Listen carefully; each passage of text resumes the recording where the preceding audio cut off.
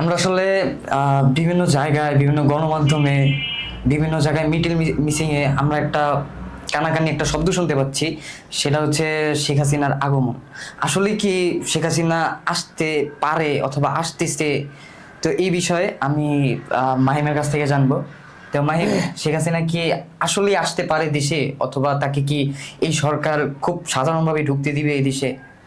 ধন্যবাদ মুশফিক। বিগত কিছু সময় ধরে সোশ্যাল মিডিয়ায় শুরু করে চায়ের দোকানে সব যেখানেই যাচ্ছি বা যেখানেই ঢুকতেছি সেখানেই জানতে পারছি যে শেখ হাসিনা দেশে আসবেন, দেশে ফিরবেন। তো এগুলো আসলে কতটুকু সত্যি সেটা আসলে বলা খুব মুশকিল বর্তমানে। এখন শেখ হাসিনা আসবেন সেটা আসলেই গুজব, নাকি রাজনৈতিক প্রেক্ষাপটকে উচ্ছৃঙ্খলতা তৈরি করা অথবা তাদের দলীয় নেতাকর্মীদের চাঙ্গা করা, আসলে কোন খেলাটা রাজনৈতিক খেলা খেলছেন শেখ হাসিনা সেটা বোঝা খুব মুশকিল।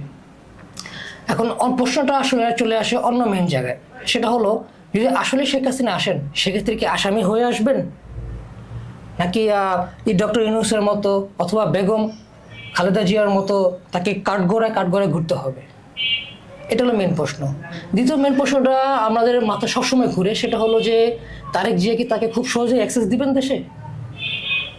যদি অ্যাক্সেস দিয়ে থাকেন তাকে আসামি হিসাবে দিবেন নাকি একজন রাজনৈতিক ব্যক্তিত্ব হিসাবে দিবেন?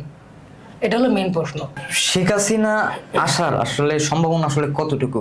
কারণ আমরা দেখতে পাচ্ছি এই মুহূর্তে ছাত্রলীগ থেকে শুরু করে আওয়ামী লীগের বিভিন্ন প্রতিষ্ঠান সক্রিয়, হ্যাঁ, শোনা যাচ্ছে এরকম।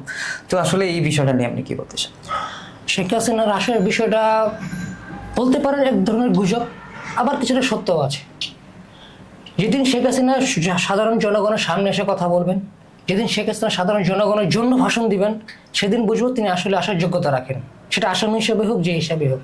কিন্তু দেখতে পাচ্ছি তার দলের নেতাকর্মী, সেটা আওয়ামী লীগ বলেন, যুবলীগ বলেন, ছাত্রলীগ বলেন, তারা কিছু সংখ্যক উচ্ছৃঙ্খলতা সৃষ্টি করার চেষ্টা করে যে কোনো পরিস্থিতিতে, যার কারণে তাদের কিছু লোক অ্যারেস্টও হয়।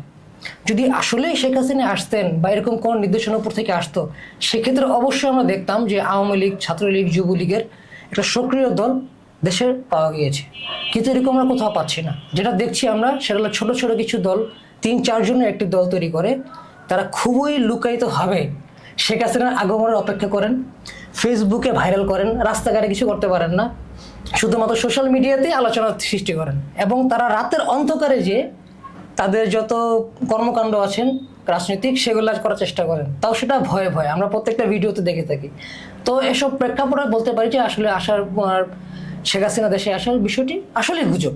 সত্যিকার হলে আমরা রাস্তায় সড়ক দেখতাম, প্রত্যেকটা রাজনৈতিক দলের মধ্যে একটা ভীতি দেখতাম, প্রত্যেকটা রাজনৈতিক প্রাঙ্গণে দেখতাম যে উৎসাহ বা উচ্ছৃঙ্খলতা সৃষ্টি হতে তখন। যেহেতু কিছু দেখতে পারছি না, সেক্ষেত্রে সাধারণ জনগণের প্রেক্ষাপট থেকে বলতে পারি যে শেখ হাসিনা আসার বিষয় আসলেই গুজব। যে কোনো পরিস্থিতিতে যদি শেখ হাসিনা আসে, সে আসামি হয়ে আসুক অথবা সে রাজনৈতিক কোনো ব্যক্তিত্ব হিসাবে আসুক, তো এই সময় আসলে দেশের পরিস্থিতি কি হতে পারে? যদি আসামি হিসেবে আসুক বা যে হিসেবে আসুক, যেটা আপনি বললেন, সেটা রাজনৈতিক নেতৃত্বে দায়িত্বে আসুক, জনগণকে আসলে বর্তমান প্রধানমন্ত্রী তারেক জিয়া কতটুকু তখন কন্ট্রোল করতে পারবেন সেটা ডিপেন্ড করছে। কারণ যখন শেখ হাসিনা আসবে, শুনবে, যখন জনগণের কাছে জিনিসের সত্যতা প্রকাশ পাবে, যখন দেখবে যে আসলেই তিনি চলে এসেছেন, সেটা এয়ারপোর্টের মাধ্যমে হোক, যেভাবেই হোক, তা যদি হয়ে থাকে, তখন তারেক জিয়া, আমি মনে করি বর্তমান প্রধানমন্ত্রী তারেক জিয়াকে সর্বোচ্চ সেনাবাহিনী থেকে শুরু করে যত ধরনের আর্মি প্রোটোকল আছে সব কিছু ব্যবহার করতে হবে। কারণ দেশের জনগণ কোনোভাবেই সহ্য করবে না 5 আগস্টের পরে শেখ হাসিনার মতো একজন খুনিকে দেশে আসুক, এবং জনগণ সর্বোচ্চ চেষ্টা করবে নিজের হাতে শাস্তি দেওয়ার জন্য। সেটাকে আটকানো, বাধাগ্রস্ত করে তারেক জিয়ার জন্য সবচেয়ে বড় প্রধান কাজ হয়ে দাঁড়াবে। এখন এই ভয়টা মাথা নিয়ে আসলে শেখ হাসিনা আসবে কিনা, সেটা সবচেয়ে বড় প্রশ্ন।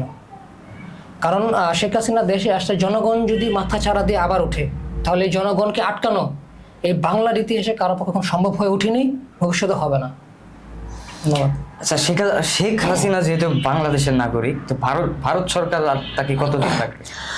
ভারত সরকার কতদিন লাগবে এটা ঠিক বলা যাচ্ছে না। ভারত সরকার আমি বলবো না, যদি আমাকে জিজ্ঞাসা করেন স্পেসিফিকলি বলতে, আমি বলবো মোদী সরকার।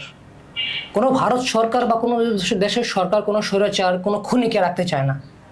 শুধুমাত্র স্পেসিফিকলি মোদী সরকার শেখ হাসিনাকে রাখছে। আমি মনে করি যদি মোদী সরকার না থেকে অন্য কোনো সরকার থাকতো, বা আসতো, আশা করতে পারি যে শেখ হাসিনাকে রাখতো না, এতদিনে বাংলাদেশকে হ্যান্ড ওভার করে দিত।